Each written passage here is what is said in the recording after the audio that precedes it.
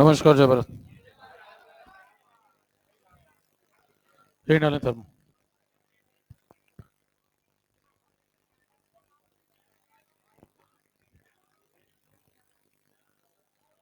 देखिए, थर्मोडायनेमिक्स में दो टर्म है, एक थर्मो और एक डायनेमिक्स।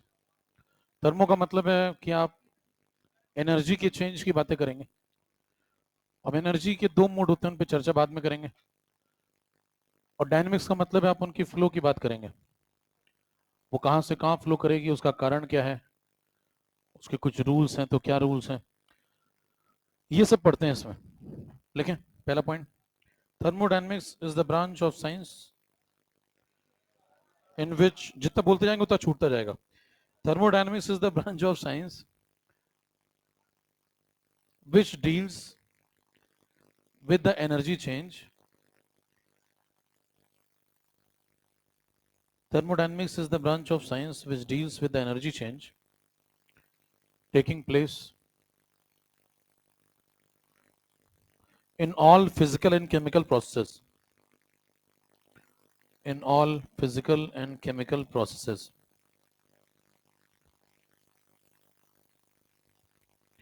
डालिए उसके बाद merits, positive points.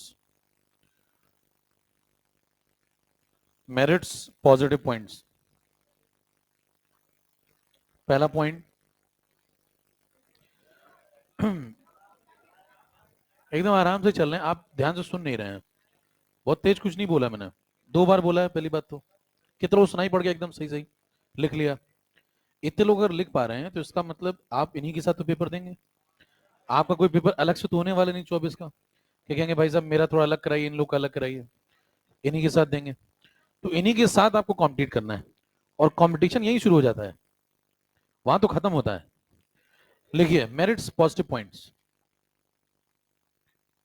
युद्ध चल रहा है, उसको युद्ध की तरह लिया करिए, क्लास नहीं है। Merits, positive points. पहला पॉइंट लिखिए thermodynamics law. Merits positive point में पहला point thermodynamics law. Thermodynamics law का मतलब है कि ये हमें थर्मोडायनेमिक्स के लॉज के बारे में जानकारी देता है। तो थर्मो पढ़ने से हमें क्या पता चलता है, लॉज के बारे में। तो वो नहीं पूछना है कि ब्रदर इन लॉ वगैरह बताता है क्या। लॉज मतलब जीरो लॉ, फर्स्ट लॉ, क्या मतलब कंफ्यूजन है। अगला पॉइंट लिखिए, it helps to determine. Next point merits में, इट हेल्प्स टू डिटरमाइन, लिखते जाए भी समझ लेंगे सारी बात। It helps to determine whether the chemical reaction, whether the chemical reaction takes place or not under the given set of condition, under the given set of condition. तीसरा point, energy change. तीसरा point है energy change. अब इन तीन बातों का मतलब समझिए। पहले जो आपने स्टार्टिंग में एक पॉइंट लिखा है, क्या लिखा है, thermodynamics is the branch of science. तो वहां पे साइंस की यूज किया क्योंकि फिजिक्स में ही पढ़ते हैं, केमिस्ट्री में ही पढ़ते हैं।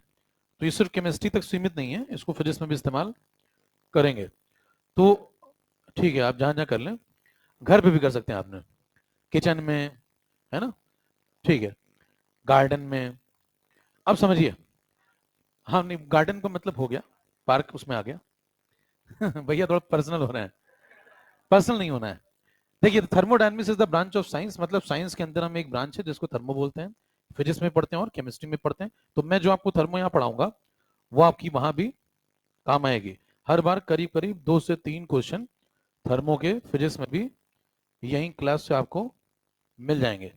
पिछली बार भी हुआ था ऐसा, उसके पिछली बार भी हुआ था। तो आप ये मान के पढ़ें कि 2-3 सवाल आपके फिजिक्स में भी सही हो सकते हैं, और 2 सवाल 3 सवाल करीब करीब केमिस्ट्री में भी सही हो सकते हैं, क्योंकि कुछ चैप्टर डिलीट हुए हैं तो हो सकता है 3-3 क्वेश्चन तो बने। तो करीब 6 सवाल मान के चलें आप पेपर के अंदर, इसलिए ये चैप्टर थोड़ा सा और ज्यादा ठीक है। अगला पॉइंट पढ़िए, थर्मोडायनेमिक्स की जो मेरिट्स है, पॉजिटिव पॉइंट्स, क्या लिखा हुआ है, पहला लॉज बताते हैं। तो जीरो लॉ हो गया, फर्स्ट लॉ हो गया, सेकंड लॉ हो गया, ये सब पढ़ेंगे डिटेल में। सेकंड पॉइंट पढ़े, ये हमें ये बताने में हेल्प करता है कि कोई रिएक्शन होगी या फिर नहीं होगी। जैसे उदाहरण के तौर पे मान लीजिए, मेरिट में आप समझना शुरू करें,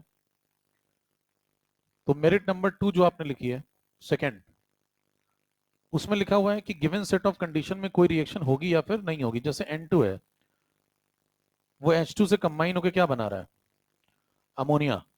तो मान लीजिए आप एक फैक्ट्री सेटअप करने जा रहे हैं, आपको फाइनेंस मिला कहीं से, और आप अमोनिया बनाने की फैक्ट्री लगाने जा रहे हैं। तो पहले आप चेक करेंगे ना कि N2 और H2 मिलकर के किस परिस्थिति में अमोनिया बनाते हैं, बनाते भी हैं या नहीं बनाते हैं, मतलब प्रैक्टिकल है ये बनना या फिर नहीं है। ये चेक करने के लिए आप किसके पास जाएंगे, पहले थर्मो के पास। थर्मो के पास इस बात को समझाने के लिए कुछ कानून है, वहां से हम चेक करेंगे कि ये रिएक्शन होगी या फिर, अगर होगी तो फिर हम इनऑर्गेनिक में इसको पढ़ लेंगे, नहीं होगी तो इनऑर्गेनिक में वो रिएक्शन आपको पढ़ाई नहीं जाएगी। तो इसका मतलब सारी बातें निकली कहां से, पहले थर्मो से। तो आपको ये समझना होगा कि ये रिएक्शन होगी या नहीं होगी, कहां से चेक हुआ, थर्मो की मेरिट है। एक और बात लिखी है वहां पे, देखिए, under the given set of condition, जब भी कोई भी चीज होती है या नहीं होती है तो हमेशा चर्चा होगी एक सेट ऑफ कंडीशन के साथ। ऐसा नहीं कि ये हमेशा होगा, जैसे N2 और H2 हमेशा मिलकर अमोनिया थोड़ी बनाएंगे, कुछ परिस्थितियां दी जाएंगी तब बनाएंगे, कुछ प्रेशर होना चाहिए, कुछ टेम्परेचर होना चाहिए। तो वो सेट ऑफ कंडीशन के अंदर क्या होगी रिएक्शन या नहीं होगी, ये हमें कौन बताएगा, थर्मो। इसी को हम सेकंड लॉ में पढ़ते हैं, किस नाम से, स्पॉन्टेनिटी नाम से। स्पॉन्टेनियस है या फिर नॉन स्पॉन्टेनियस है, होगी या फिर नहीं होगी। तीसरा पॉइंट, एनर्जी चेंज के बारे में बताते हैं। एनर्जी चेंज का मतलब है कि कहां से कहां एनर्जी कम हो रही है, कहां पे एनर्जी बढ़ रही है, एनर्जी का फ्लो कहां कहां से कहां हो रहा है, उसका कारण क्या है, कब तक वो एनर्जी का फ्लो होगा, ये सब बातें थर्मो के अंदर पढ़ी जाएंगे। डीमेरिट्स पे आइए, नेगेटिव पॉइंट्स। मेरिट्स हो गई, डीमेरिट्स पे आइए। लिमिटेशंस लिख सकते हैं आप इसको, लिमिटेशन भी बोल सकते हैं, डीमेरिट्स भी बोल सकते हैं। लिमिटेशन मतलब, और थोड़ा धीमे चलो ना please.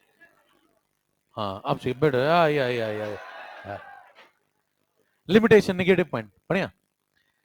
Limitation negative points, limitation number 1,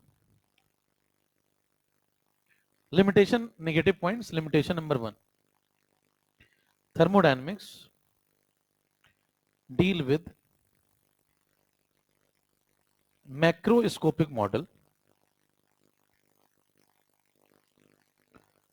but not with microscopic model.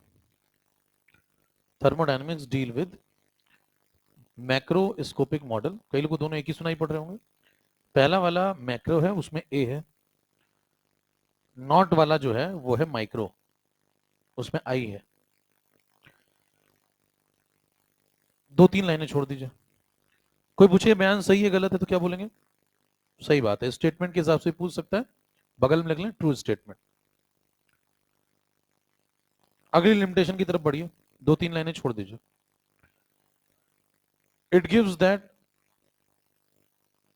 it gives that a given chemical reaction will take place or not.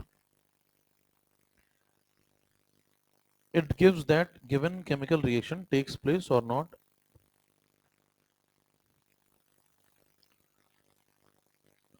under the given set of condition. ये तो अच्छी बात होगी, तो यहां तक जो बात है वो तो तारीफ में है। इसके बाद लिमिटेशन इसी से अटैच करिए, but it does not give any information, but it does not give any information about the rate of reaction, but it does not give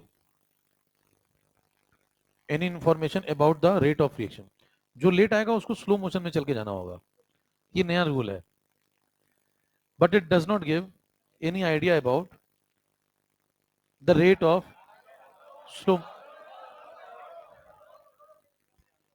but it does not give any idea about the rate of reaction. ये limitation number 2 है। It does not give any idea या any information about the rate of reaction. ये हो गई limitation number 2। पढ़िए दोनों को, पहली लाइन क्या कह रहा है। पहले में कह रहा है कि थर्मो मैक्रो लेवल पे डील करती है लेकिन माइक्रो लेवल पे डील नहीं करती। क्या कहना चाह रहे हैं, जैसे मान लें आप एक कंटेनर ले लें, इस कंटेनर के अंदर पानी के कुछ पार्टिकल हैं। अब ये पानी के पार्टिकल आपने इनको हीट प्रोवाइड की, तो जब आप इनको हीट प्रोवाइड करेंगे तो इनके जो मॉलिक्यूल्स हैं इनको एनर्जी मिलेगी, इनकी एनर्जी बढ़ जाएगी, पहले मान लेते हैं इनकी एनर्जी E1 थी, बाद में बदल के कितनी हो गई, E2 हो गई। तो अगर आपसे पूछा जाए क्या थर्मोडायनेमिक्स के हिसाब से E1 निकालना इजी है, आसान काम है क्या, तो जवाब है नहीं। क्यों? क्योंकि एक एक मॉलिक्यूल के पास जाना और पूछना कि तुम्हारी एनर्जी पहले इतनी थी अब कितनी बढ़ी, क्योंकि एक मॉलिक्यूल के अंदर क्या होंगे, एटम्स होंगे, एटम्स के अंदर क्या होंगे, इलेक्ट्रॉन भी होंगे, प्रोटॉन भी होंगे, और सबकी एनर्जी देखनी पड़ेगी। कोई भी एटम मिस नहीं होना चाहिए, और किसी एटम का कोई भी पार्टिकल मिस नहीं होना चाहिए, और किसी की कोई सी भी एनर्जी मिस नहीं होनी चाहिए। दो बातों का ध्यान रखना होगा। कौन कौन सी? क्योंकि एनर्जी तो बहुत प्रकार की होंगी, पोटेंशियल भी है, मान लो काइनेटिक भी है, इलेक्ट्रॉनिक भी है, न्यूक्लियर भी है। तो जितनी भी एनर्जी है सबको जोड़ना होगा। तो क्या क्या मिस नहीं होना चाहिए? पहली बात तो कोई एंटिटी मिस नहीं होनी चाहिए। दूसरी बात, किसी एंटिटी की कोई सी भी एनर्जी मिस नहीं होनी चाहिए।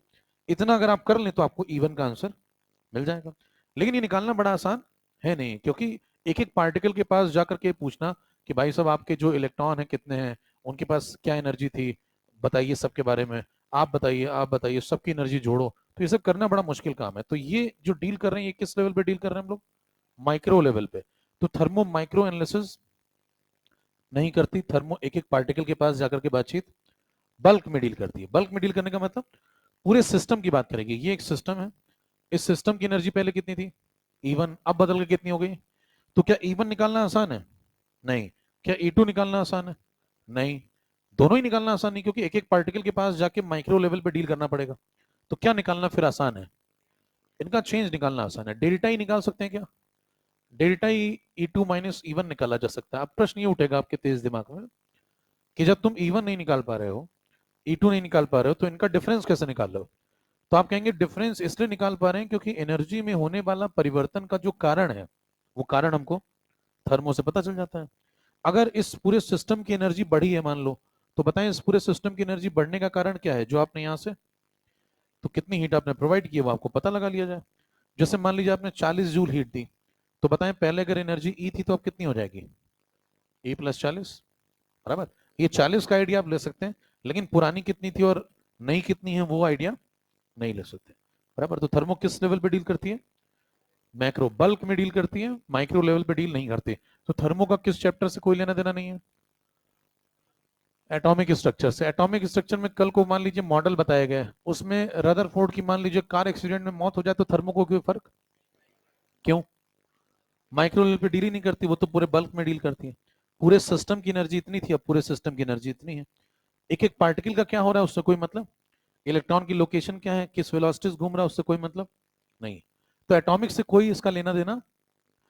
आगे बढ़िए, एक और बात लिखी हुई है, ये हो गया पहला पॉइंट, जहां पे आपको मैंने कहा था 3-4 लाइनें छोड़नी है, वहां पे ये। अगला पढ़िए, क्या कह रहा है अगला? थर्मो ये तो बताती है कि कोई रिएक्शन होगी या फिर नहीं होगी, लेकिन क्या नहीं बताती? रेट ऑफ रिएक्शन नहीं बताती। होगी या नहीं होगी ये बता देगी, लेकिन किस रफ्तार से होगी ये नहीं बताएगी। तो इसका केमिकल काइनेटिक्स से भी कोई रिलेशन? तो कल को केमिकल काइनेटिक्स में क्या हो रहा है, इसका कोई कनेक्शन थर्मो के साथ? तो केमिकल काइनेटिक्स से भी 36 का आंकड़ा रखती है, और एटॉमिक से। चलते जाइए।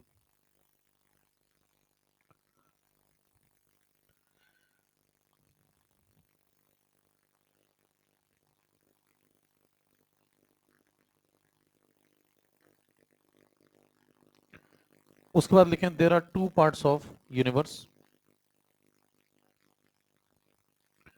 देर are two parts of universe.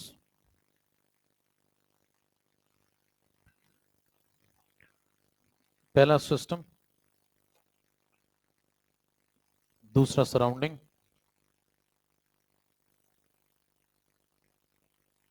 तो सिस्टम और सराउंडिंग को जोड़ के क्या बोलेंगे? तो उसके नीचे ऐसे लिख लें,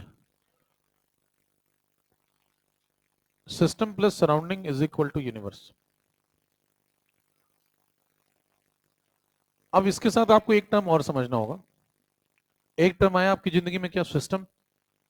दूसरा टर्म क्या है, सराउंडिंग। तीसरा, इन दोनों को जो अलग करता है उसको बोलते हैं boundary.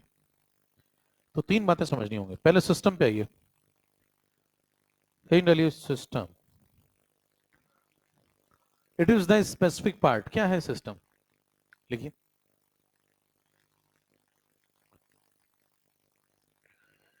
It is the specific part of universe which is under experimental investigation, which is under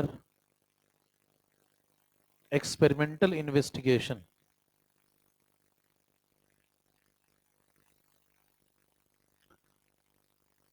second लिखिए surrounding,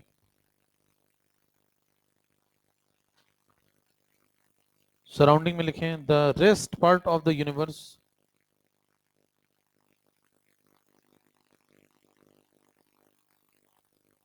the rest part of the universe is called surrounding.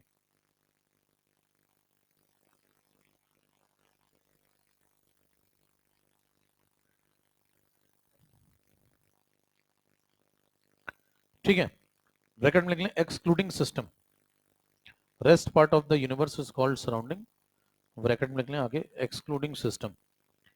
समझ में आ गया? मेरे ख्याल से बात आसान सी है। देखिए, सिस्टम वो होता है जिसको आप एनालिसिस में लेते हैं। जैसे आपके पास ये मान लो यूनिवर्स है, अब इस यूनिवर्स में आप एक कोई एनालिसिस करने के लिए, ऑब्जर्वेशन करने के लिए कोई हिस्सा सेलेक्ट करते हैं।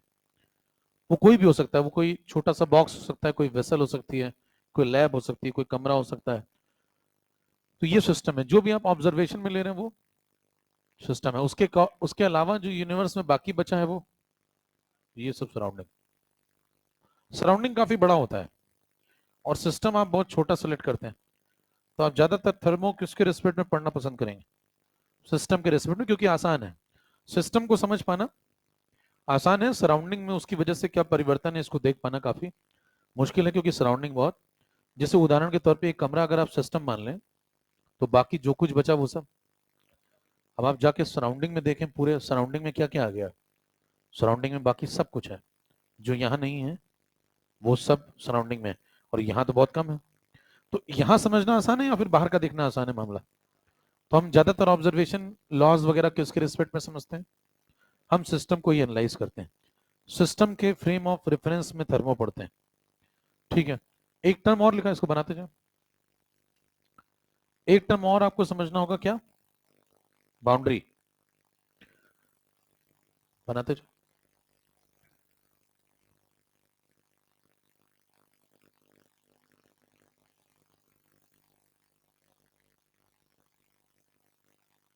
बाउंड्री की परिभाषा लिखें, anything which separates the system and surrounding is called boundary.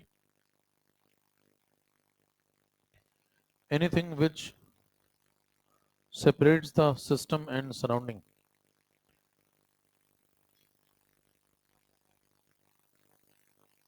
is called boundary। Boundary की परिभाषा बड़ी आसान सी है। जो सिस्टम है वो ये है, सराउंडिंग उसके बाहर वाला पोर्शन है। तो इसको, सिस्टम को सराउंडिंग से कोई ना कोई तो अलग करता होगा, तो जो अलग करता है वही बाउंड्री। कितने प्रकार की हो सकती है लिखें? बाउंड्री को ऐसे समझ सकते हैं, जैसे हम मैच देख रहे हैं मान लीजिए, तो क्रिकेट मैच आप लाइव देख रहे हैं कहीं फील्ड पे, तो जहां भी मैच चल रहा है वो क्या है? वो सिस्टम है, जहां पे रन बन रहे हैं, ऑब्जर्वेशन में उसको लिया गया। बाहर जो दर्शक बैठे हैं वो कहाँ बैठे हैं? वो सराउंडिंग में है, बराबर। और सिस्टम और सराउंडिंग को अलग कौन करता है? बीच में बाउंड्री गिरी रहती है। जब वो बाउंड्री पे बॉल जाती है तो आप चिल्लाते हैं बाहर से कि मेरे पास आई, जबकि आपके पास आती, क्योंकि आप और सिस्टम के बीच में एक बाउंड्री क्रिएट की गई जिससे सिस्टम सराउंडिंग से ना मिल पाए। फिर भी कुछ लोग दौड़ दौड़ के मिल ही लेते हैं,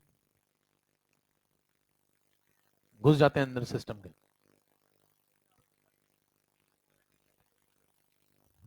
उसके बाद सामने वाला उनको गले लगा लेता है, कहते हैं हाउ हम्बल ही इज।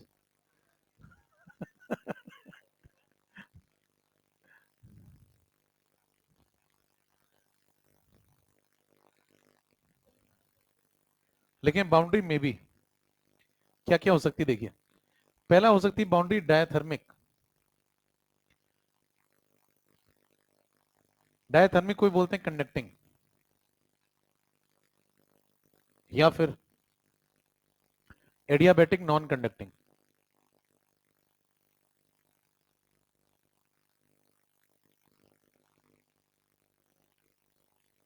दूसरे पे आइए, बाउंड्री रिजिड हो सकती है, फ्लेक्सिबल भी हो सकती है, रियल भी हो सकती है, इमेजिनरी भी हो सकती है, परमिएबल, इम्परमिएबल। उदाहरण देखिए, पहले पे आइए, पहला है डायथर्मिक या कंडक्टिंग और दूसरा है नॉन कंडक्टिंग। तो जैसे आप मान लीजिए एक सिस्टम लें, कोई उदाहरण आप आसान से ले सकते हैं।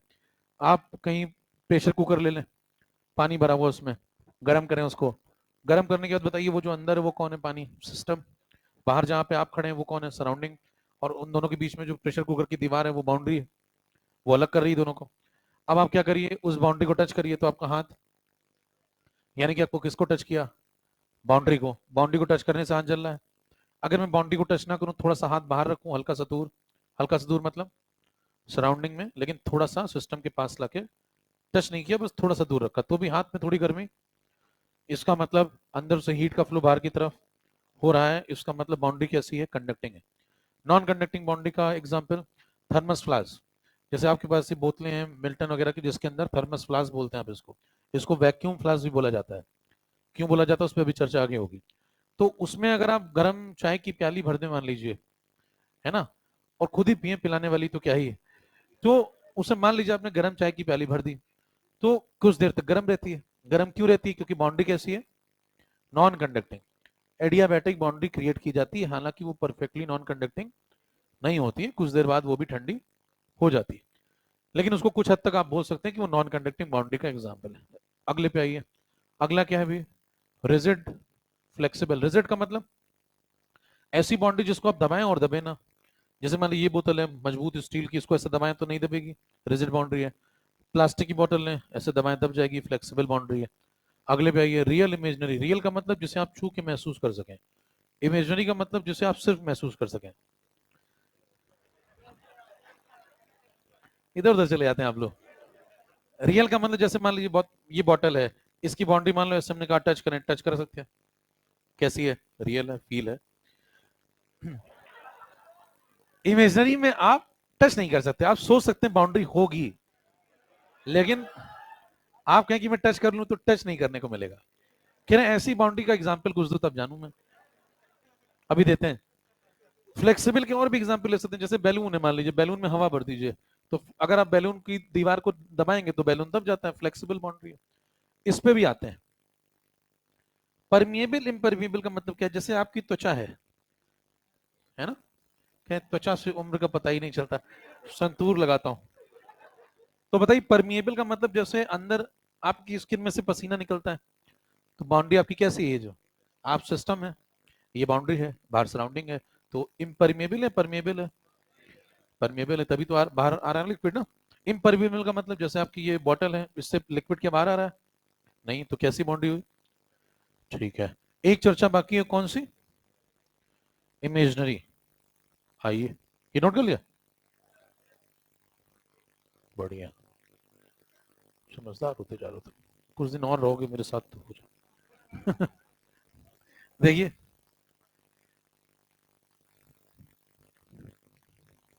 या तो हम तुम्हारे जैसे हो जाएंगे तो देखो, तो अब देखिए यहाँ पे क्या, जैसे मान लीजिए पानी है, इसको आपने गर्म किया ना, बर्नर लगा दिया, तो पानी जब आप गर्म करेंगे तो बाहर से कुछ एटमॉस्फेरिक प्रेशर इसको रोकता है।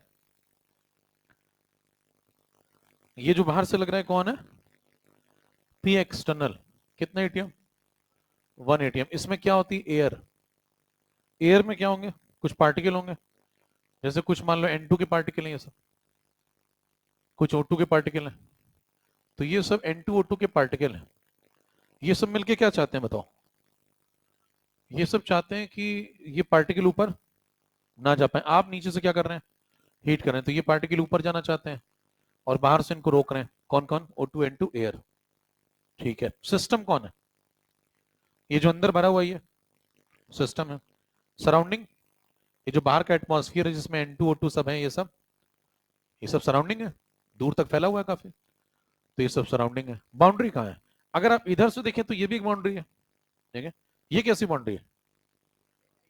ये रियल है, टच कर सकते हैं इसको, ठीक है। इधर से ही बाउंड्री कैसी है?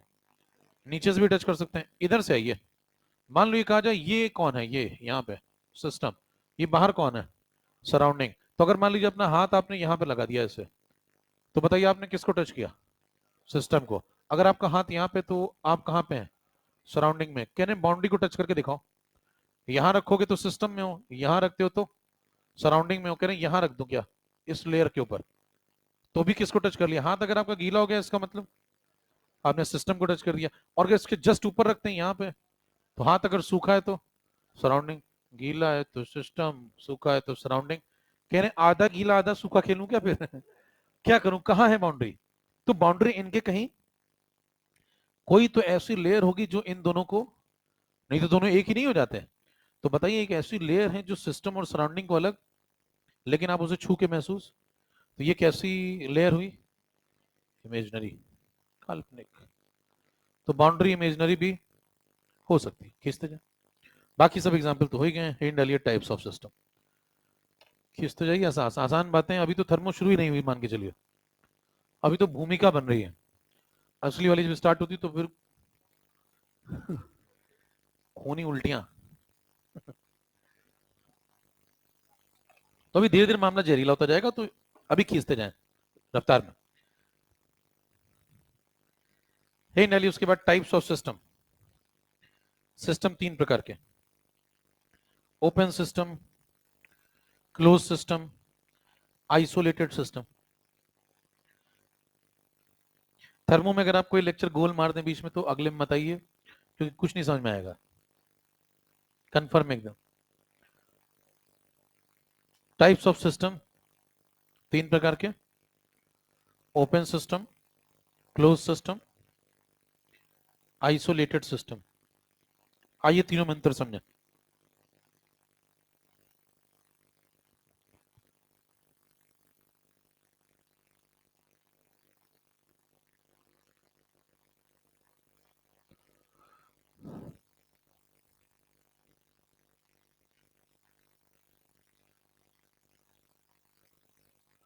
ओपन सिस्टम में आइए। मान लें कंटेनर ले लें, इस कंटेनर में पानी भरा हुआ है, आपने गर्म कर दिया। तो बताइए जब गर्म करेंगे तो पानी के पार्टिकल बाहर जा सकते हैं? तो क्या मास ट्रांसफर हो रहा है? हीट ट्रांसफर, एच का मतलब हीट ट्रांसफर। हीट ट्रांसफर भी होगा कैसे? जब पानी गर्म करोगे यहाँ पे हाथ लगाओ, गर्मी महसूस होगी थोड़ी, यहाँ पे हाथ लगाओ, यानी कि हीट का ट्रांसफर भी सिस्टम से सराउंडिंग की तरफ हो रहा है। क्या दोनों ट्रांसफर हो रहे हैं? एम टी एच टी दोनों होते हैं, उसका मतलब मामला कैसा है? ओपन। क्लोज पे आइए। क्लोज में आप इसी के ऊपर बर्तन लगा दें कुछ, इसको बंद कर दें। अब बताएं अंदर पानी भरा हुआ है, इसको हीट करिए। अब इसको जब हीट करेंगे तो ये पार्टिकल बाहर नहीं जा पाएंगे, तो मास ट्रांसफर आपने क्या कर दिया? ब्लॉक कर दिया। हीट ट्रांसफर अभी भी जारी है। कैसे?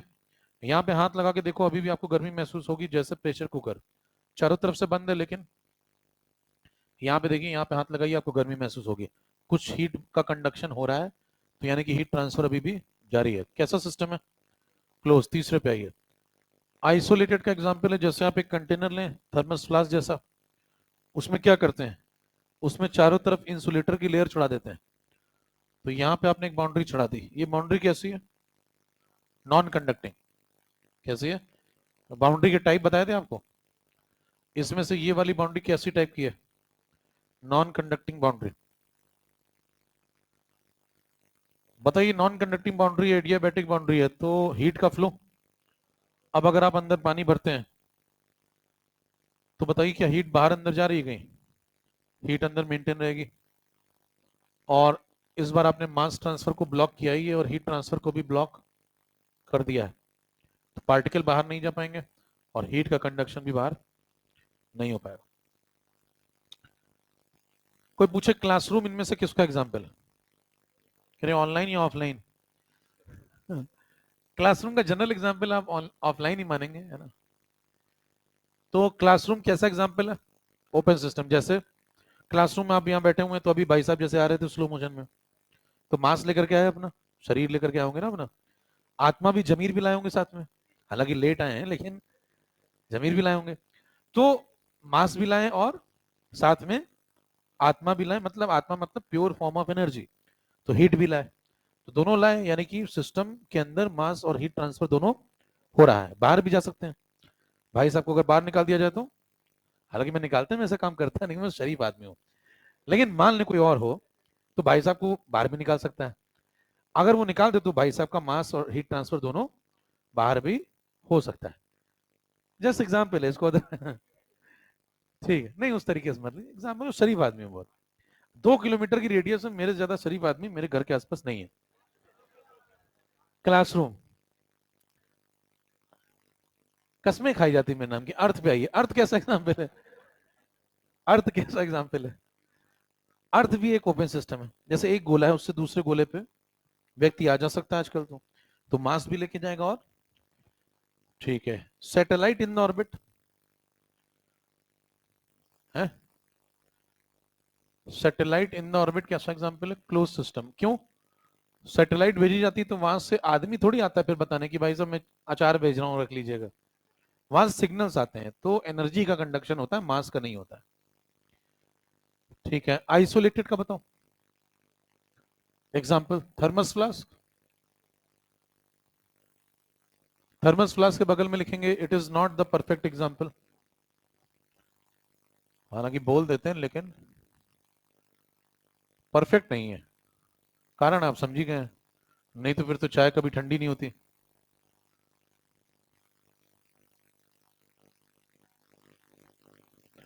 थर्मस फ्लास्क को वैक्यूम फ्लास्क भी बोलते हैं।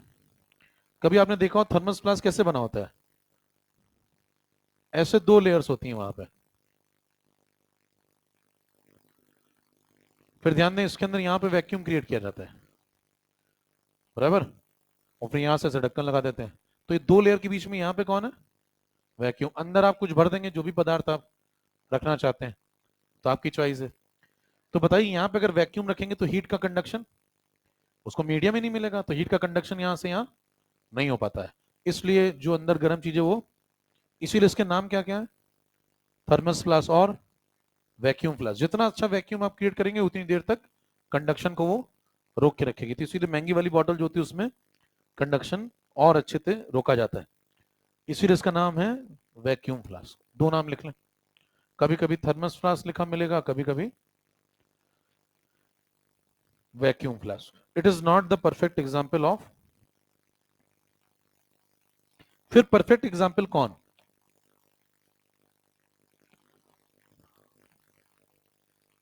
लिखें, the whole universe,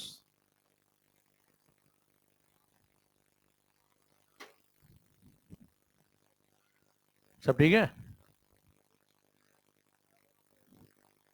the whole universe is the perfect example of isolated system. पूछेगा कैसा बयान है? ट्रू है। कारण, अगर आप पूरे यूनिवर्स को ही सिस्टम मान लें, है ना, मतलब सिस्टम होता क्या है? सिस्टम वो है जिसको आप ऑब्जर्वेशन में ले रहे हैं। अब मान लीजिए आप ऑब्जर्वेशन में पूरे यूनिवर्स को ही ले लें, इस पूरे सेट को, ये पूरा यूनिवर्स का सेट है, इसको पूरे को ले लें, तो फिर बताइए कुछ बचा ही नहीं फिर। अगर ये पूरा सिस्टम है तो सराउंडिंग के लिए कुछ, तो आप इंटरेक्शन किसके साथ करोगे? कोई है ही नहीं। तो यही सिस्टम है और सराउंडिंग कुछ है ही नहीं, क्योंकि ये पूरा यूनिवर्स है। तो जो होगा इसी के अंदर होगा, बाहर कुछ होगा नहीं। तो मास ट्रांसफर भी नहीं होगा और हीट ट्रांसफर भी बाहर नहीं होगा, क्योंकि सब कुछ जो होगा वो। तो ये परफेक्ट एग्जाम्पल कहा जा सकता है किसका? आइसोलेटेड सिस्टम का। इसीलिए आगे चल के जब लॉज हम पढ़ेंगे तो मैं बाद में धीरे से क्या करूंगा, कभी कभी यूनिवर्स की जगह पे क्या लिख दूंगा? आइसोलेटेड सिस्टम, या आइसोलेटेड सिस्टम की जगह क्या लिख दूंगा जब हम क्या पढ़ेंगे? दूसरा कानून। तब तक आपको ये बात याद नहीं रहेगी, मैं याद दिलाऊंगा, आप कोशिश करेंगे थोड़ा याद करने की, थोड़ी देर में याद आएगी। बढ़ते जाइए, ये सब नोट कर लिया। अगला point, there are 2 types of functions. In thermodynamics पहला स्टेट फंक्शन, दूसरा path function. There are two types of functions in thermodynamics. पहला स्टेट फंक्शन, दूसरा पाथ फंक्शन. स्टेट फंक्शन के ब्रैकेट में लिखें पाथ इंडिपेंडेंट, पाथ फंक्शन के bracket में लिखें पाथ डिपेंडेंट. अब डिटेल में थोड़ा बात कर लें. हे डालिए स्टेट फंक्शन परिभाषा. स्टेट फंक्शन की परिभाषा. State functions are those functions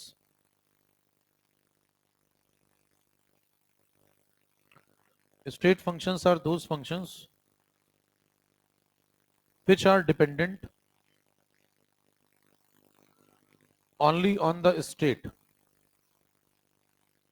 which are dependent only on the state,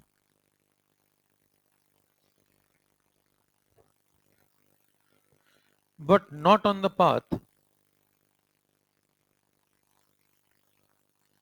but not on the path by which that state has been achieved.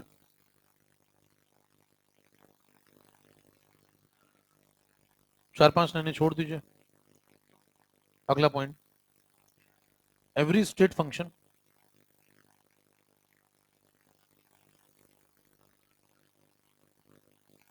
has a fixed value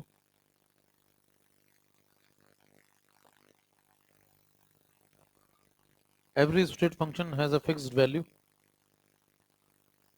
bracket में measurable और unmeasurable.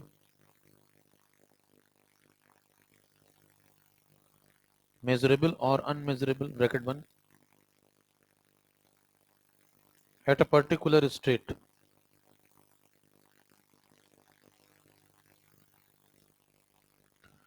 पढ़िए क्या कह रहा है.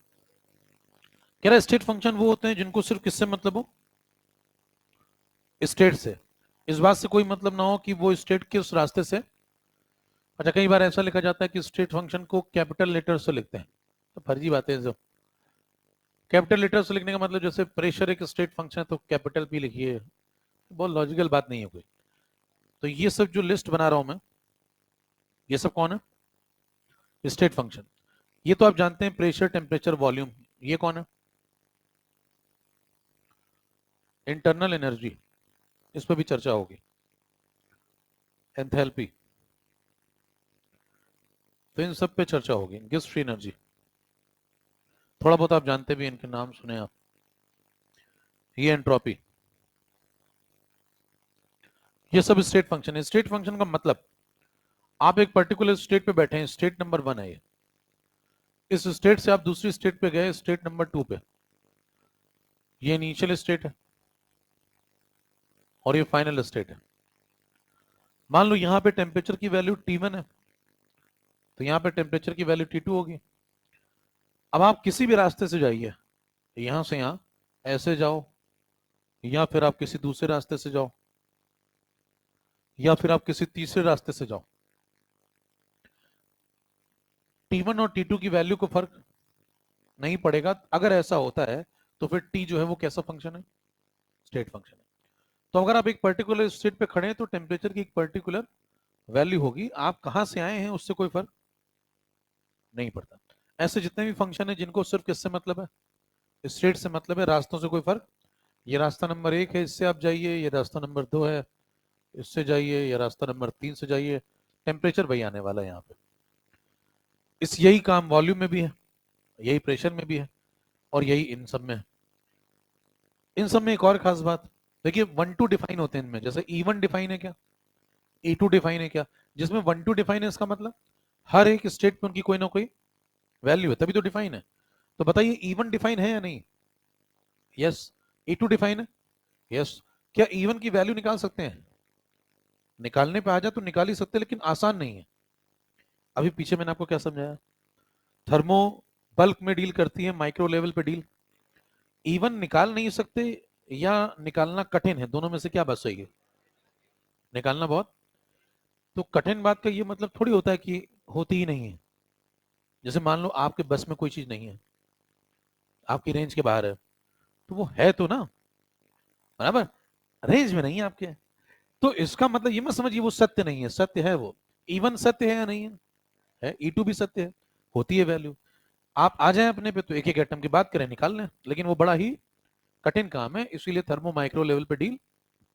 ठीक है, तो बताइए, एक अगला स्टेटमेंट क्या लिखा है, एक पर्टिकुलर स्टेट फंक्शन की कोई ना कोई पर्टिकुलर वैल्यू होती है एक पर्टिकुलर स्टेट पे। कभी कभी वो क्या होती है, मेजरेबल, कभी कभी, जैसे यहाँ पे कैसी है, वैल्यू है लेकिन वो मेजरेबल आसानी से नहीं है, अनमेजरेबल है, लेकिन तब भी ये स्टेट फंक्शन कहलाएगा। प्रेशर में अगर आप आ जाए P1 P2, इनको निकालना बड़ा आसान है, प्रेशर P1 P2 निकाल सकते हैं बड़ी आसानी से आप। तो ये मेजरेबल है या अनमेजरेबल है? ये मेजरेबल है, लेकिन ये भी डिफाइन है, डिफाइन दोनों है, पी भी और P1 भी डिफाइन है और E1 भी डिफाइन है। E1 निकालना आसान नहीं है, P1 निकालना, कुछ मेजरेबल होती है और कुछ, लेकिन अगर वो वैल्यू डिफाइन है तो वो स्टेट फंक्शन कहलाएगा। तो स्टेट फंक्शन की सही परिभाषा क्या है, एक पर्टिकुलर स्टेट पे जो फंक्शन डिफाइन होते हैं वो सभी स्टेट फंक्शन है। कभी कभी वो आसानी से निकाले जा सकते हैं और कभी कभी उनको निकालने में बहुत मुश्किल हो सकती है, लेकिन फिर भी वो स्टेट फंक्शन माने जाएंगे। आगे बढ़िए, लिस्ट।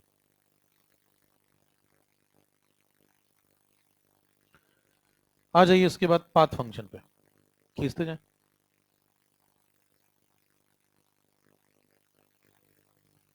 पाथ फंक्शंस में लिखें।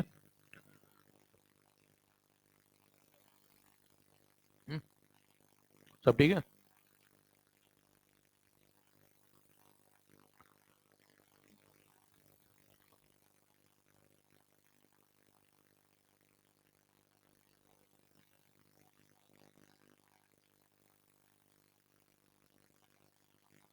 Path functions,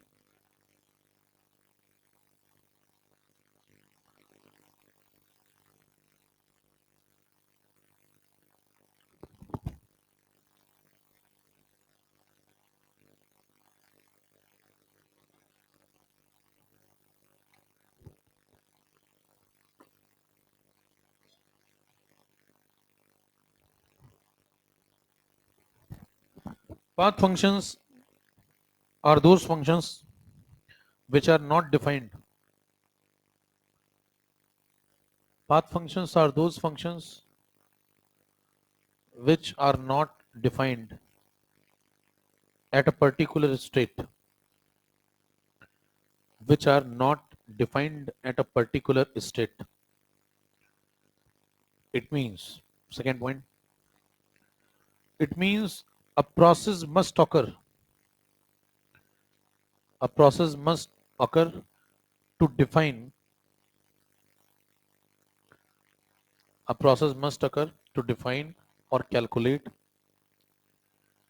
the value of any path function,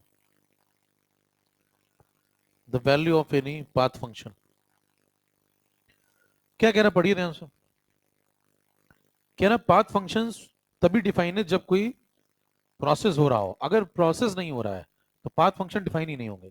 किसी स्टेट पे आप खड़े खड़े पाथ फंक्शन डिफाइन नहीं कर सकते। जैसे उदाहरण के तौर पे, अब यहाँ पे लिखा जाता है पाथ फंक्शन को स्मॉल लेटर से रिप्रेजेंट करिए, फर्जी बात है। मान लो किसी ने लिखा वर्क डन, वर्क डन कैसा फंक्शन है? पाथ फंक्शन है। हीट पाथ फंक्शन है। तो बताइए, आपसे कहता है ये पाथ फंक्शन है अगर, तो इनको छोटे से लिखिए, है ना। अब कोई पता लगा कहे कि भाई साहब मैंने ये लिखा, उसको ये भी बड़ा लगता है, वो तो नजरिए का है किसको क्या छोटा बड़ा लगता है। अब किसी को इतना बड़ा लिखा कि नहीं ये भी छोटा लगता है मेरे को, तो ये तो अपने देखने पे है ना। तो ये कोई बहुत बड़ी बात नहीं, मेन बात पे है। पाथ फंक्शन की मेन मुख्य बात ये है, इसके लिए प्रोसेस का होना मैंडेटरी है। अगर प्रोसेस नहीं होगा तो ये डिफाइन ही नहीं होगा। जैसे मान लीजिए कोई रिक्शे वाला है, अब वो बैठा आराम कर रहा है, ब्रेक टाइम चल रहा है, पेड़ के नीचे रिलैक्स कर रहा है, तो आपने उससे पूछा मान लो जाकर के कि भाई साहब कितना काम कर रहे हो इस समय, तो गुस्सा आ जाएगा, क्यों? कहेगा ताने मार रहे हो, सार्काज, बराबर। तो बताइए, इसका मतलब आप उससे पूछें कितना काम कर रहे हो, तो वो भी समझ जाएगा ये मजे ले रहा है मेरे। कह रहा है अभी कहाँ काम कर रहे हैं, काम तो करके आए हैं, बाद में करेंगे। तो बताइए अभी वो क्या है, एक पर्टिकुलर जगह बैठा हुआ है, कोई किसी प्रकार का कोई वर्कडन।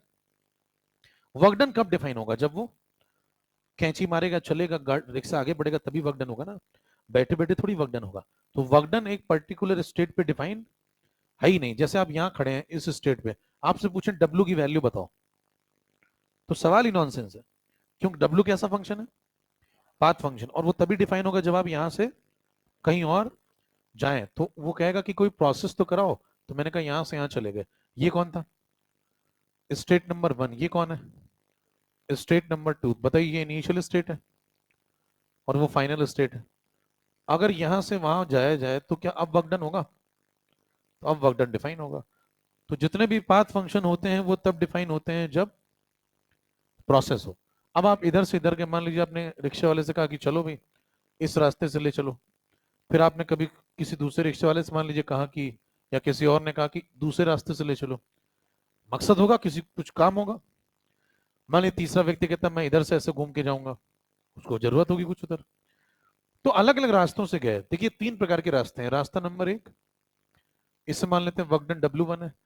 रास्ता नंबर 2, इसमें वर्कडन W2 है। और ये रास्ता नंबर 3, इसमें वर्कडन W3। तो क्या बताइए, तीनों वर्कडन का मैग्नीट्यूड कौन कर रहा है, वर्क साइन कन्वेंशन, वो तो बात की बात है। अगर हम मॉड की बात करें तो क्या तीनों वर्कडन बराबर है या अनइक्वल है, क्यों, क्योंकि रास्ते अलग अलग हैं। अलग अलग रास्तों में रिक्शे वाला अलग अलग थकेगा। भाई वो मान लीजिए आप सीधे रास्ते से उसको ले जा रहे हैं, है ना, तो कहेगा अलग पैसे लेंगे। घुमा के ले जाओगे जंगल के रास्ते से, अलग रास्ते लेगा। कहीं पहाड़ी से होते हुए चलो तो अलग रास्ते, अलग पैसे लेगा। अलग अलग पैसे वो क्यों ले रहा है, क्योंकि मेहनत अलग अलग है। मेहनत समझते हैं, तो बताइए मेहनत अगर अलग अलग है तो पैसा भी अलग अलग है। तो वर्कडन कैसा फंक्शन है, पाथ फंक्शन। ठीक है। अच्छा कोई पूछे यहाँ पे स्टेट फंक्शन के बारे में जानकारी दे सकते हैं कि नहीं इस पॉइंट पे। यस, मान लो यहाँ प्रेशर पूछा जाए, क्या बताओगे, P1। वॉल्यूम पूछा जाए, यहाँ स्टेट पे P2 प्रेशर है और वॉल्यूम कितना है, ये कैसे फंक्शन है, ये स्टेट फंक्शन है। स्टेट फंक्शन की वैल्यू एक पर्टिकुलर स्टेट पे डिफाइन होती है। लेकिन आप ये नहीं कह सकते यहाँ बैठे बैठे कहते हैं भाई साहब W1 डिफाइन करो, कोई सेंस। W तब डिफाइन होगा जब आप यहाँ से कहीं जाएंगे, प्रोसेस कराइए। पाथ फंक्शन को डिफाइन करने के लिए आवश्यक है कि आप प्रोसेस कराएं। किस तरह,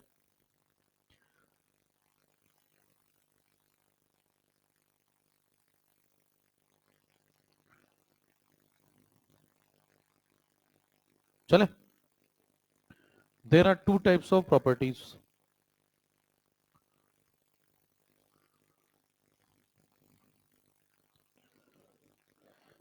देर are two types of properties. पहला intensive property,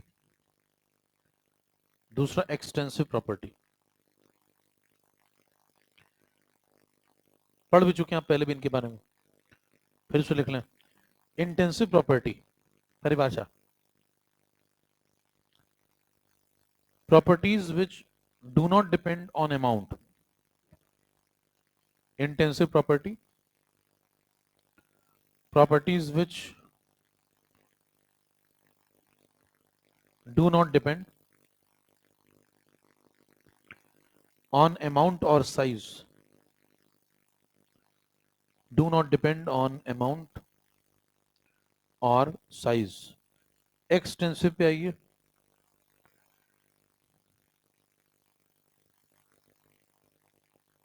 properties which depends on amount और साइज।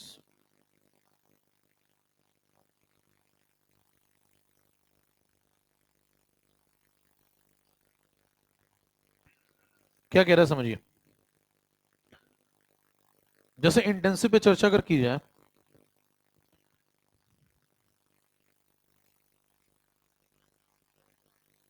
तो देखिए जो डिपेंड नहीं करता हो,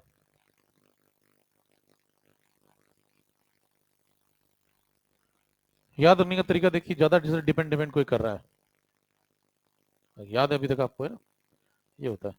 तो तरीके बदलिए, याद रहेगा। तो बहुत डिपेंड कर रहा है कहाँ थे, तूने फोन नहीं उठाया, थाना था याद रहे ना, पता लगा थाने में थाना था रहा है बाबू। तो डिपेंड बहुत ज्यादा, तो एक्स है। और जो डिपेंड नहीं करा वो इन।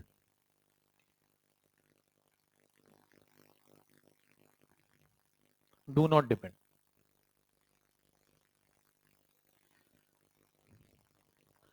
ठीक है, चर्चा को और आगे बढ़ाइए। जैसे मान लिया आप एक कंटेनर ले लें,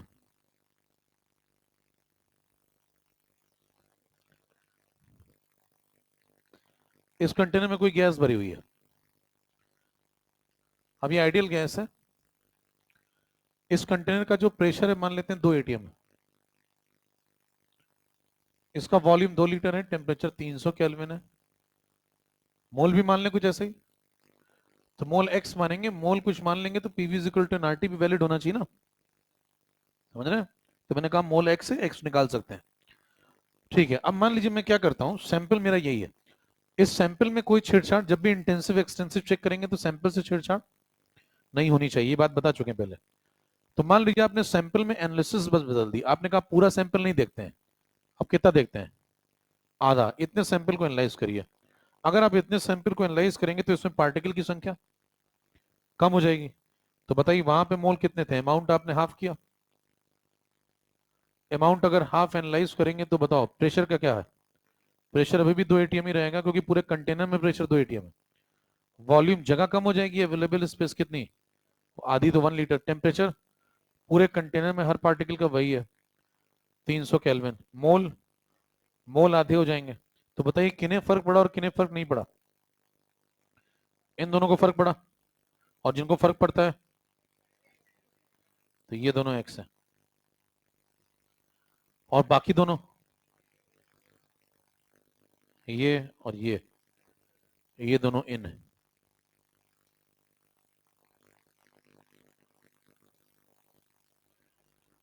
बराबर है, खींचो। अब लिस्ट कैसे ध्यान रखें, क्योंकि पहला सवाल वहां इसी प्रकार का आता है कि कौन इन है कौन एक्स है। एम्स में कई बार सीधे सीधे ऐसे प्रश्न आए हुए हैं।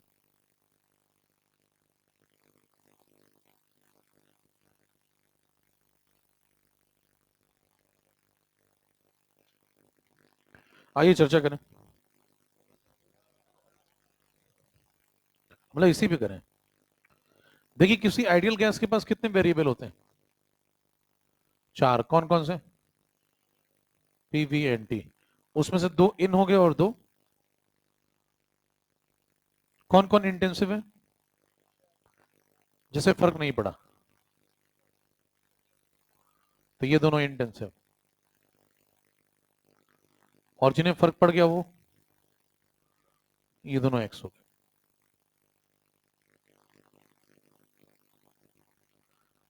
ज्यादा नहीं तो ये ले जाइए। अब और कौन इंटेंसिव एक्सटेंसिव लोग होते हैं उनकी लिस्ट बनाते हैं।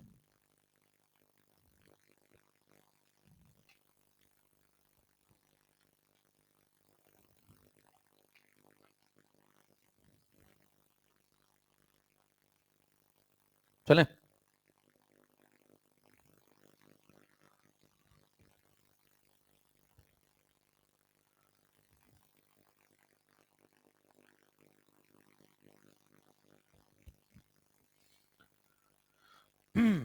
सब ठीक है, एक बयान लिखे।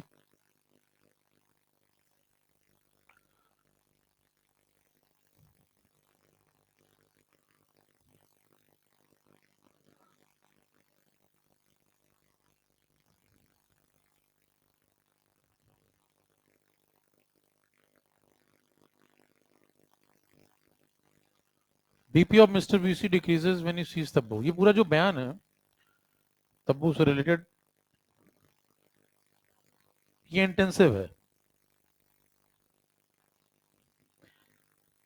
तो ऐसे ध्यान रखिए इसको फर्क नहीं पड़ता है ना, इंटेंसिव टाइप की। अब इसमें बी कौन है देखिए,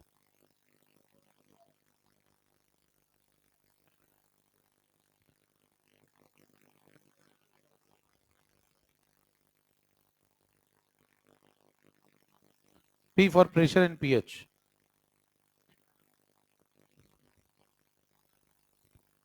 F a freezing point.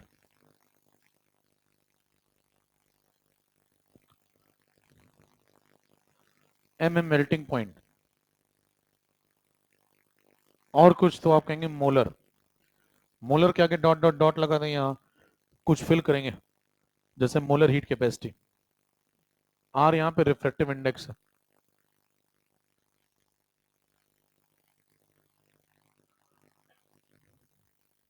We viscosity. और कुछ वेपर डेंसिटी। सी है कंसंट्रेशन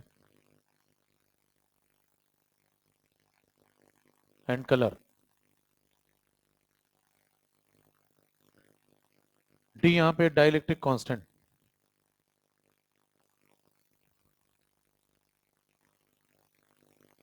एंड डेंसिटी। ई है यहाँ पे इलेक्ट्रोड पोटेंशियल।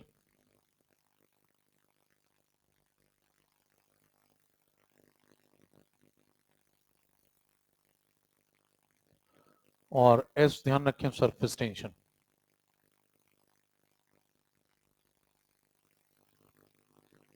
और कुछ तो स्पेसिफिक चीजें।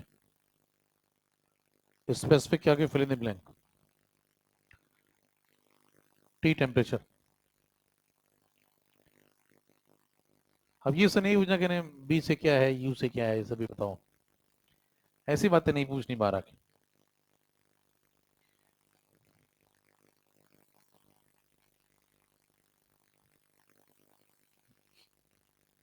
Can you feeling logical with 20 others?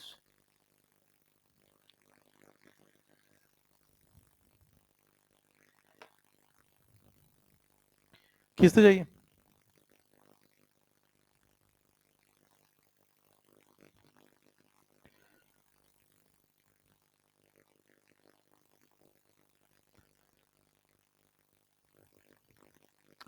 तो ये जितने भी लोग हैं इसमें दिए हुए, वो सब कैसे लोग हैं?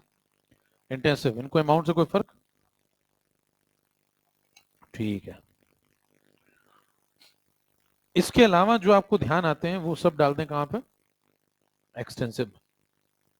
कुछ तो आपको पता ही चल चुके हैं एक्सटेंसिव में, दो लोग तो पता ही हैं। कौन कौन बताओ? वॉल्यूम और मोल। चलते जाए। एक्सटेंसिव की लिस्ट।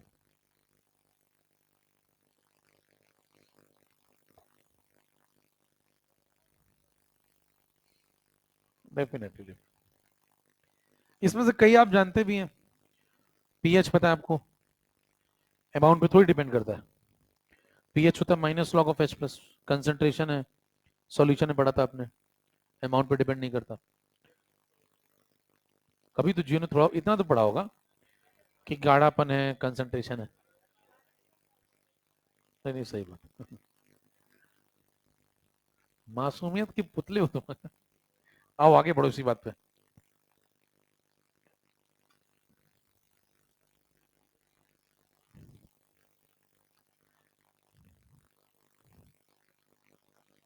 कहने पहले मैं आया फिर मासूमियत शब्द आया। देखिए एक्सटेंसिव, एक्सटेंसिव कौन कौन है भाई? जो लोग आपको वहां नहीं देखे। जैसे सबसे आसान एग्जांपल, एक्स का मतलब डिपेंड करने वाले लोग। तो डिपेंड सबसे पहला कौन करता? मास। भाई आप एक ढेर लें, उसमें आधा ढेर ले लें तो मास आधा हो जाएगा। मास आधा होगा तो मोल और वॉल्यूम, इन पे चर्चा हो ही चुकी है। तो ये हो गया मास, मोल, वॉल्यूम। और जो चार थर्मोडायनेमिक्स के मेन फंक्शन है, ई, एच, जी और एस, ये सभी अमाउंट पे डिपेंड करते हैं। कैसे करते हैं वो चर्चा आगे की है, लेकिन करते हैं। बाकी तीन तो आप जानते ही हैं। अगला पॉइंट, मतलब इसके बाद अगला पॉइंट आएगा, ये कह रहे हैं। टेंशन में आते तुम लोग। क्या आज खत्म कर देगा क्या?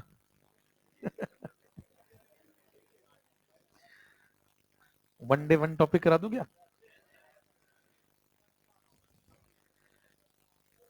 लेकिन अगला point, the ratio of The ratio of two extensive properties. The ratio of two extensive properties gives intensive property. The ratio of two extensive properties gives intensive property. दो लाइनें छोड़ दें. अगला point. An extensive property. An extensive property can be converted into intensive property when it is defined for unit amount of substance.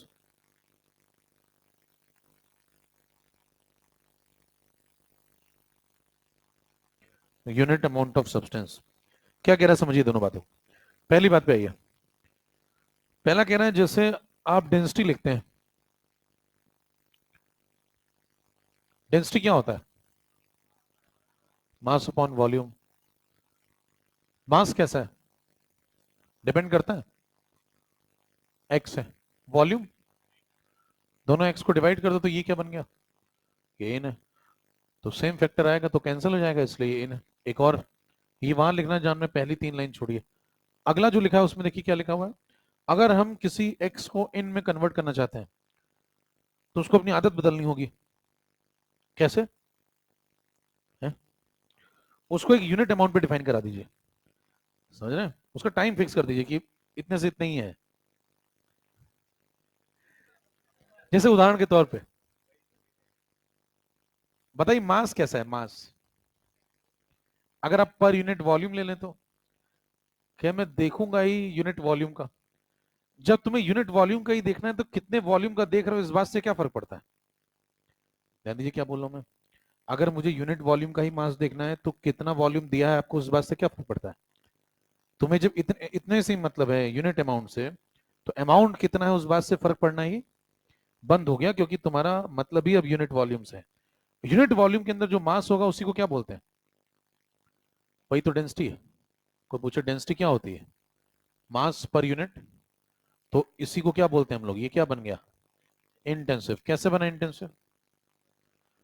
ये जो मास था ये x था, हमने इसको किस पे डिफाइन कर दिया? यूनिट वॉल्यूम पे. तो ये क्या बन गया? इन हो गया. ठीक है. ये दूसरे में लिखना है.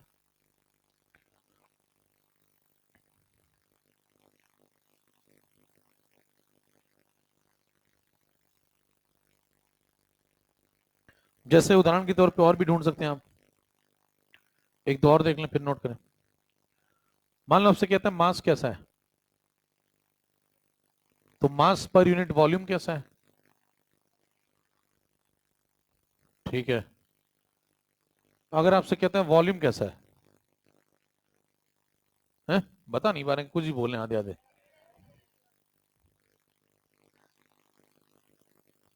मोलर वॉल्यूम कैसा है?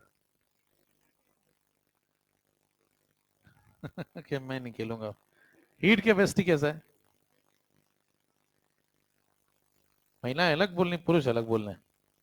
मैच नहीं कर रहा. ये कैसा है और ये कैसा है?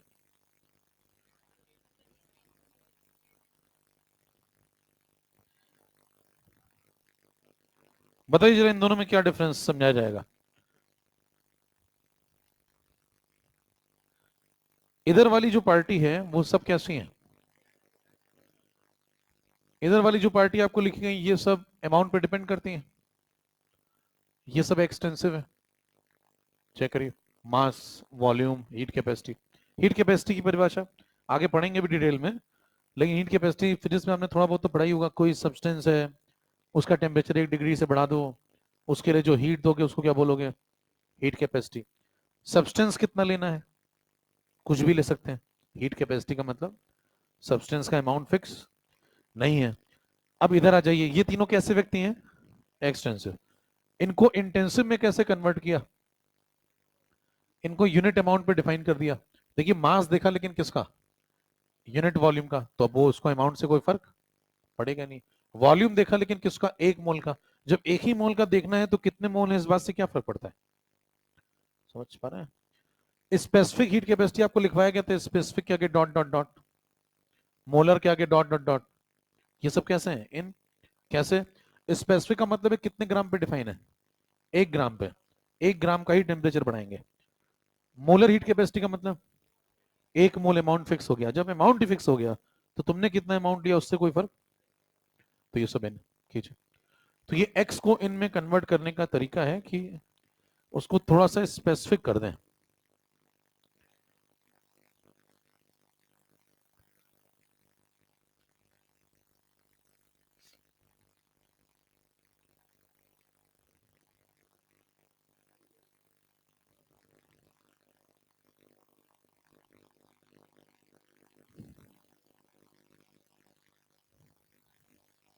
भाई साहब पड़ोसी समझाते हुए समझा पाया? सेटिस्फाइड है? सही। नहीं नहीं जरूरी ना है तो सोनू पढ़ाता है यूट्यूब पे।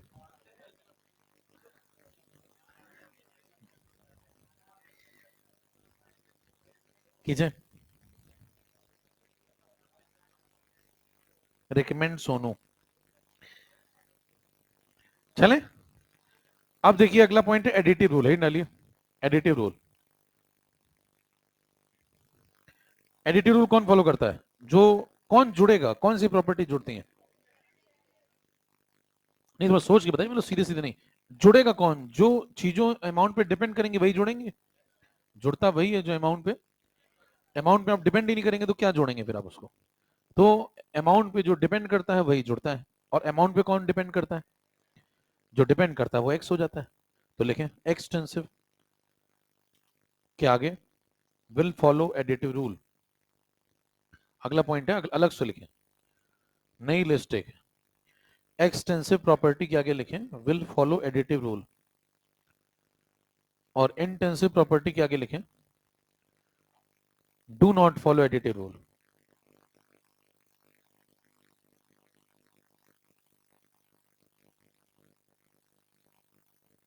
Do not follow additive rule. List बनाइए।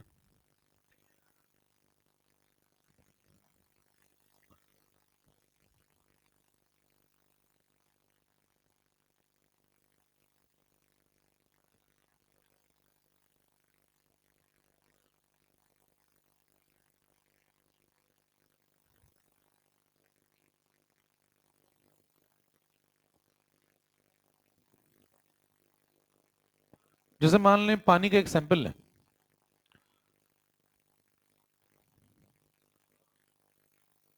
और एक दूसरा सैंपल लें, और इनके मासेस हैं, पहले वाले का मास m1 है, दूसरे वाले का मास m2 है। मान लो एक 10 ग्राम है और एक 20 ग्राम है। दोनों सैंपल को मिला दें, बताइए दोनों सैंपल को मिलाएंगे तो टोटल मास कितना हो जाएगा पानी के सैंपल का? m1 plus m2। पहला वाला अगर 20 ग्राम है, दूसरा 30 ग्राम है, तो टोटल 50 ग्राम। ये कौन सा रूल है? तो एडिटिव रूल लगा या नहीं लगा? ठीक है, अगले पे आइए। मास के बाद आ जाए मोल पे। मान लो पानी की मोल मैंने लिए यहाँ पे 2 मोल, यहाँ पे 3 मोल।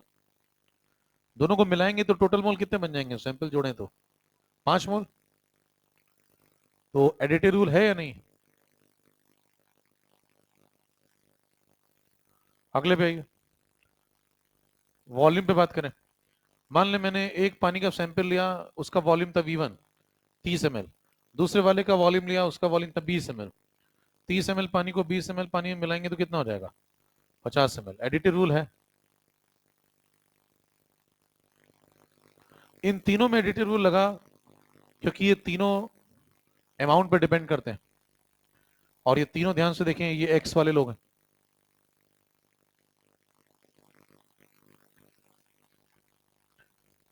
डेंसिटी पे आइए। पानी का एक सैंपल लो और उस सैंपल की डेंसिटी अगर बताओगे तो क्या बताओगे? 1 ग्राम पर ml। पानी के सैंपल की डेंसिटी 1 ग्राम पर ml। एक दूसरा सैंपल लो अलग मास का, उसकी डेंसिटी भी, तो क्या बताइए? इसकी D1 होगी तो क्या इसकी D2 होगी? इसकी D तो इसकी भी। और अगर दोनों सैंपल को जोड़ दे तो क्या यहाँ पे 2D आंसर आएगा? यहाँ भी डी आएगा, यानी कि इस सैंपल की भी कितनी होगी 1 ग्राम पर ml। यानी कि यहाँ पे एडिटिव रूल चल नहीं रहा। तो आपसे पूछे एडिटिव रूल लगा या नहीं लगा, नहीं लगा। कारण इंटेंसिव है, इसको अमाउंट से कोई फर्क। बॉइलिंग पॉइंट पे आ जाए, पानी का बॉइलिंग पॉइंट ले लें आप, कितना होता है normal boiling point 100 degree Celsius. पानी का एक सैंपल लें 20 ml का, 100 डिग्री सेल्सियस, 30 ml लें तो भी नॉर्मल बॉइलिंग पॉइंट वही रहेगा। नॉर्मल बॉइलिंग पॉइंट पानी का बदलेगा थोड़ी, सैंपल आप कुछ भी लें, 20 ml को 30 ml में मिला दें, यहाँ जो बॉइलिंग पॉइंट था वही बॉइलिंग पॉइंट यहाँ रहेगा और वही यहाँ भी रहेगा। 50 ml का भी बॉइलिंग पॉइंट यही है, यानी कि इसमें भी एडिटिव रूल नहीं चला।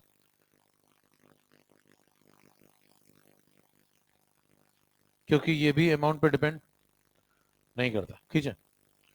तो डेंसिटी, टेम्परेचर, ये सब अमाउंट पे डिपेंड नहीं करते।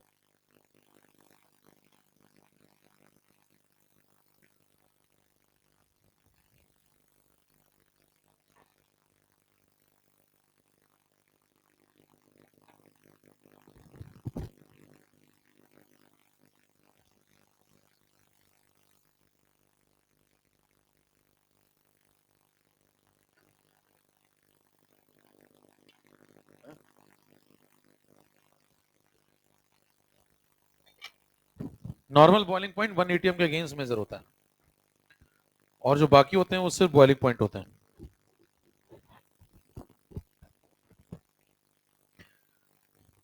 बॉइलिंग पॉइंट किसी भी प्रेशर के अगेंस्ट मेजर किया जा सकता है, एटमॉस्फेरिक प्रेशर बदल सकते हैं, क्योंकि पानी को आप यहाँ भी उबाल सकते हैं, हिमालय पे ले जाके वो उबाल सकते हैं, लेकिन दोनों जगह बॉइलिंग पॉइंट। कारण है एक्सटर्नल प्रेशर का बदल जाना। नॉर्मल बॉइलिंग पॉइंट तब डिफाइन होता है जब एक्सटर्नल प्रेशर 1 एटीएम हो। फिर डालें इंटरनल एनर्जी।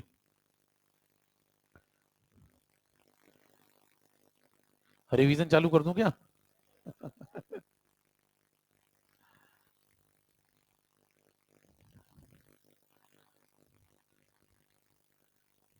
यही तो तुम समझे नहीं, में आदत डाली जाती है पहले, खेल के नियम को नहीं समझते तुम। इंटरनल एनर्जी,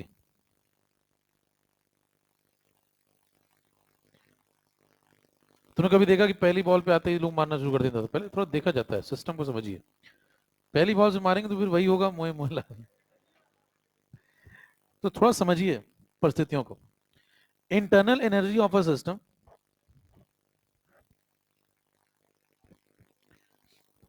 नहीं नहीं सही है। इंटरनल एनर्जी, अब तो स्लॉग वर्ड्स चल रहे हैं ना, अब तो खेलना पड़ेगा तेज आप। Internal energy of a system, internal energy of a system. Internal energy के दो सिंबल हैं, कौन कौन से?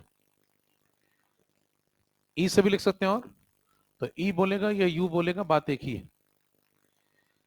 लेकिन internal energy of a system is defined as a sum of is defined as a sum of different energies associated is defined as a sum of different energies associated with its atoms and molecules, with its atoms and molecules, like potential energy, comma kinetic energy, kinetic energy की bracket में लिखो due to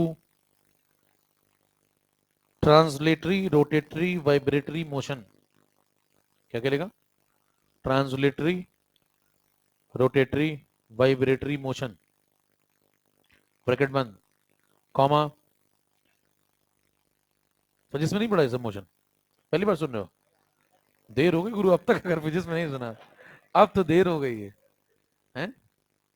अब तक सुन लेना चाहिए था, मतलब ये सब translatory rotatory vibratory motion. Refer कर दें, कॉमा है, ऑफर आ रहा है इसमें। नहीं नहीं सही है, कोड याद रखिएगा, जे स्टार लाइफ। सेवा का मौका जरूर दीजिए। कॉमा लगाइए आगे, निराश नहीं करेंगे आप। कॉमा लगाइए आगे, electronic energy, electronic energy, comma nuclear energy. क्या क्या लिखा अभी तक देखिए, potential energy, kinetic energy, bracket में तीन मोशन होते हैं, और फिर electronic energy, nuclear energy, etcetera. मतलब कोई और मिल जाए तो बुरा नहीं मानना है। क्या कहना चाह रहा है, देखिए जैसे आपके पास एक सिस्टम है, मान लीजिए एक सिस्टम है, इसके अंदर कुछ पार्टिकल है आइडियल गैस के, तो इंटरनल एनर्जी का मतलब है इन पार्टिकल के अंदर जो कुछ भी है, एटम, मॉलिक्यूल, सबकी सारी एनर्जीज को जोड़ें। जैसे अगर इनके अंदर काइनेटिक एनर्जी किसी प्रकार की पार्टिकल में, तो वो लिखें। अब वो अलग अलग मोशन की वजह से हो सकती है, ट्रांसलेटरी मोशन है, रोटेटरी मोशन है, वाइब्रेटरी मोशन है, सबको जोड़ें। कोई पोटेंशियल एनर्जी है तो उसको भी ऐड करें, कोई न्यूक्लियर एनर्जी है, इलेक्ट्रॉनिक एनर्जी है तो उसको भी ऐड करें, और इसके अलावा अगर कोई एनर्जी आपको दिख जाती है तो उसको भी जोड़ें। और ऐसी सारी एनर्जीज को जोड़ेंगे तब जो आपको समेशन मिलेगा उसको क्या बोलेंगे। इसीलिए कहा जाता है कि इसको निकाल पाना, E1 निकाल पाना बहुत मुश्किल है, E2 निकाल पाना बहुत मुश्किल है। कारण क्या है, दो दिक्कतें हो सकती हैं। या तो कोई पार्टिकल आप मिस कर जाएंगे, भाई एक एक पार्टिकल के पास जाके मान लीजिए आप माइक्रो एनालिसिस करेंगे, तो हो सकता है कोई एक पार्टिकल आपसे मिस हो जाए, हजारों पार्टिकल हैं। और या हो सकता है किसी एक पार्टिकल की कोई एक एनर्जी मिस हो जाए, समझ रहे हैं, पार्टिकल सारे देख लिए लेकिन किसी एक पार्टिकल की कोई एनर्जी देखना भूल गए, और कुछ भी भूल गए इसमें से, तो नेट आंसर सही। तो E1 और E2 क्या होते नहीं है, होते हैं, लेकिन इनको निकालना बड़ा ही, क्योंकि सबको जोड़ना पड़ेगा, पोटेंशियल, काइनेटिक, इलेक्ट्रॉनिक, न्यूक्लियर, और भी कोई दिखती है वो सब, ये सब जोड़ना और सभी की जोड़ना। दो बातें मैं क्या बोल रहा हूँ, सब जोड़ना और सभी की सब जोड़ना, ये बड़ा ही मुश्किल काम। इसी को बोलते हैं माइक्रो एनालिसिस। तो थर्मो माइक्रो लेवल पे डील इसीलिए नहीं करती, वो किस लेवल पे डील करती है, बल्क में डील करती है, मैक्रो लेवल पे डील करती है। अगला पॉइंट लेंगे, internal energy is an extensive property. Internal energy is an extensive property. दूसरा point, internal energy is a state function.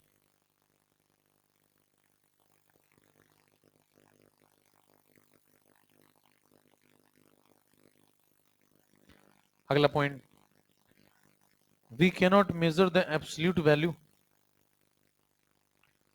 we cannot measure the absolute value of internal energy, we cannot measure the absolute value of internal energy, but we can calculate, but we can calculate the change in internal energy of system, but we can calculate the change in internal energy of system। Bracket में लिखिए, by the help of bomb calorimeter, by the help of bomb calorimeter, ये बाद में पढ़ेंगे, एक instrument. पहला point पढ़िए, अब ये लिख के लोग आगे बढ़ जाते हैं, चलो अगला अगली चीज पढ़ते हैं। लिख तो लिया ही है, इसको समझिए थोड़ा, क्या लिखा है आपने। पहला पॉइंट क्या लिखा है, इंटरनल एनर्जी कैसी प्रॉपर्टी है। कोई पूछे आपसे एक्सटेंसिव क्यों है, तो उसको समझाएंगे कि मान लो आप एक सिस्टम लेते हैं ऐसा, और इसके अंदर कुछ पार्टिकल आपने भरे। अगर आप इस सिस्टम की एनालिसिस में आधे पार्टिकल लें केवल, मान लो इतने ही पार्टिकल ले, तो बताइए पार्टिकल की संख्या कम हो जाएगी। अगर पूरे के अंदर ज्यादा पार्टिकल थे तो इतने के अंदर पार्टिकल आधे हो जाएंगे, और आधे पार्टिकल हो जाएंगे तो उनके एटम, मॉलिक्यूल भी आधे हो जाएंगे, तो उनकी एनर्जीज भी। तो इसका अमाउंट पे डिपेंड करता है या नहीं करता, करता है। तो कैसा है, अगले पे ये अगला क्या लिखा है, इंटरनल एनर्जी कैसा है, स्टेट फंक्शन। स्टेट फंक्शन का मतलब है क्या E1 डिफाइन है, यस, E2 डिफाइन है, लेकिन क्या दोनों को निकाल पाना आसान है, लेकिन फिर भी ये स्टेट फंक्शन है। क्यों, क्योंकि E1 निकाल तो सकते ही, अगर मान लीजिए मैं यहाँ पे Ke1 लिख दूं, यहाँ पे P1 लिख दूं, यहाँ पे इलेक्ट्रॉनिक एनर्जी 1 या न्यूक्लियर एनर्जी 1, और जितनी थी सब लिख डाली, तो क्या E1 निकल नहीं सकता। लेकिन कठिन बहुत है निकालना। कठिन है इसका मतलब ये नहीं कि होता नहीं है, होता है। होता है इसीलिए क्या है, स्टेट फंक्शन। स्टेट फंक्शन की परिभाषा, it is a function which is defined at a particular state which may be measurable और अनमेजरेबल, उससे फर्क नहीं पड़ता है, लेकिन होनी चाहिए वैल्यू, इसलिए ये स्टेट फंक्शन है। अगले पे आइए, अगला क्या लिखा हुआ है, E1 नहीं निकाल सकते आसानी से, E2 नहीं निकाल सकते आसानी से, लेकिन डेल्टा ही निकाल सकते हैं। क्या बोल रहा है पढ़िए, we can not measure the absolute values, absolute value समझते हैं E1 E2, but we can calculate the change, क्योंकि चेंज किस कारण से है वो थर्मो बता देती है। और ध्यान दीजिए चेंज यहाँ किस कारण से, मान लीजिए इसकी इंटरनल एनर्जी बढ़ गई तो किस कारण से बढ़ी होगी, आपने कुछ हीट वीट प्रोवाइड की होगी उससे बढ़ी होगी, तो वो कारण आपको थर्मो बता देती है। इसलिए आप ये बता सकते हैं कि पहले अगर E1 थी तो अगर आपने 40 जूल एनर्जी सप्लाई कर दी तो अब कितनी हो जाएगी, E1 प्लस 40। लेकिन ना आप E1 बता सकते हैं और ना आप E1 प्लस 40 बता सकते हैं, सिर्फ 40 बता सकते हैं। और 40 क्या है, 40 जो है वो चेंज है, ये E2 है और ये E1 है, और इन दोनों का जो चेंज है वो डेल्टा ई है, वो बता सकते हैं, क्योंकि उसका हमें कारण पता है। क्योंकि थर्मो में मेरिट्स में जो आप लिख रहे थे तो क्या लिखा था आपने, एनर्जी का जो परिवर्तन है, जो चेंज इन एनर्जी या उसका जो फ्लो ऑफ एनर्जी है, उसके बारे में थर्मो जानकारी देगी। उसके अपने तरीके हैं। आप पूछेंगे कहाँ है वो तरीके, तो एक तरीका बगल में लिखा हुआ है, क्या लिखा हुआ है, बॉम्ब कैलोरीमीटर। और भी फर्स्ट लॉ से कई बार बातें हो जाती हैं, तो वो सब चर्चा का विषय वो आगे होगी कि डेल्टा ई को कैसे निकाला जाए, लेकिन डेल्टा ई निकालना पॉसिबल है। और थर्मो में हमें डेल्टा ई से ही मतलब होता है, सही मायने में अगर आप देखें तो कितनी एनर्जी थी सिस्टम किससे कोई फर्क, कितनी हो गई अब उससे भी कोई फर्क। पूरी थर्मो चलती है किस पे, चेंज पे। पूरी थर्मो ही बल्क में चलती है, मतलब पूरी थर्मो ही मैक्रो लेवल पे डील करती है। कल को आपको जब चेंज निकालने होंगे तो चेंज से ही आपके सवाल लगेंगे। आपके सवाल कभी इवन से नहीं लगेंगे, और ना इवन की वजह से रुकेंगे, ना आपके सवाल E2 से चलेंगे या E2 की वजह से रुकेंगे। आपके सवाल लगते किस वजह से, डेल्टा ई से, और डेल्टा ई निकालना थर्मो बता देती है और आपका काम बन जाता है। किस तरह, तो बातों का एक्सप्लेनेशन पता होना चाहिए है नाली। उसके बाद मैकेनिकल इक्विलिब्रियम,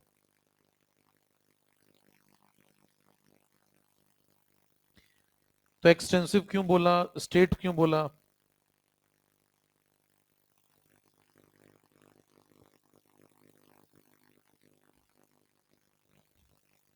मैकेनिकल इक्विलिब्रियम।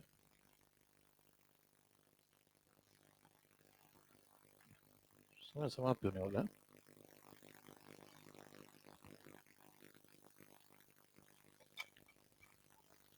सही चल रहा है स्ट्राइक रेट।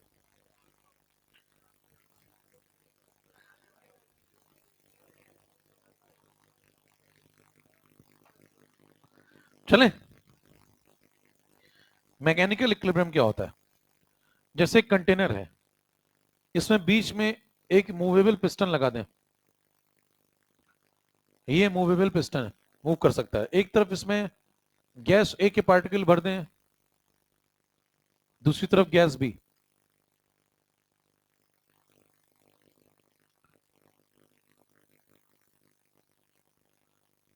और बताइए गैस से भी एक प्रेशर लगाएगी, गैस भी लगाएगी।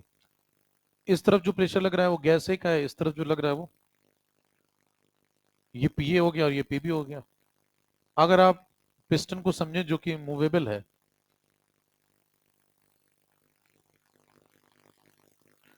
तो मान लें पिस्टन को जब मैंने चेक किया तो वो रेस्ट में था।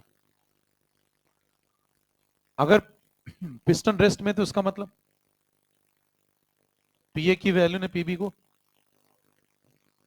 इसको बोलते हैं मैकेनिकल इक्विलिब्रियम। मैकेनिकल इक्विलिब्रियम समझना आवश्यक इसलिए है क्योंकि आगे चल के हम थर्मल इक्विलिब्रियम समझेंगे। वो इसलिए जरूरी है क्योंकि हम जीरो लॉ समझने वाले हैं, और जीरो लॉ समझने के लिए पहले आपको तापमान समझना होगा। क्योंकि थर्मल इक्विलिब्रियम समझने के लिए क्या समझना होगा, टेम्परेचर। जैसे मैकेनिकल इक्विलिब्रियम समझने के लिए क्या समझना होता है, प्रेशर या फोर्स। समझ रहे हैं, नेक्स्ट में बातचीत करेंगे। आज के लिए इतना ही, अगली क्लास कल है आपकी, जो पढ़ाया जा रहा है उसको रिवाइज करके आए।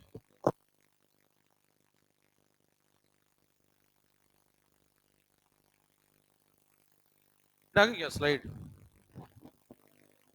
चेक कर लें।